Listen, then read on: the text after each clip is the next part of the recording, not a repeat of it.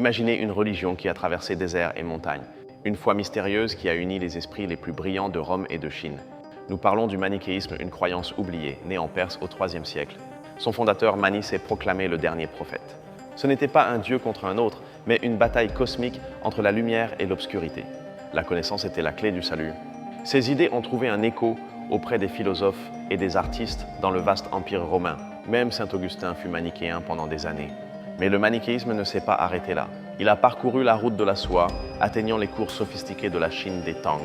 Il a créé un réseau intellectuel et artistique qui reliait l'Orient et l'Occident.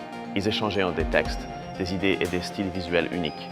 Son attrait universel résidait dans sa logique dualiste, qui expliquait le mal dans le monde sans blâmer un Dieu créateur.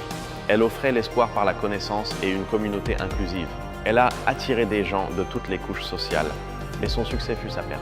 Elle s'est heurtée à des empires qui voyaient dans son réseau transnational une menace pour leur autorité. Elle fut brutalement persécutée dans l'Empire romain et en Perse.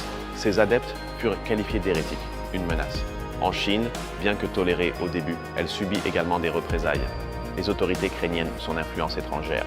Peu à peu, cette foi mondiale, jadis puissante, fut éradiquée. Ses temples démolis, ses textes brûlés, ses adeptes réduits au silence. Mais a-t-elle réellement disparu sans laisser de traces?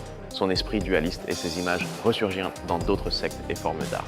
Le manichéisme, ce réseau secret qui a uni des mondes, nous rappelle que l'histoire cachée est souvent la plus fascinante.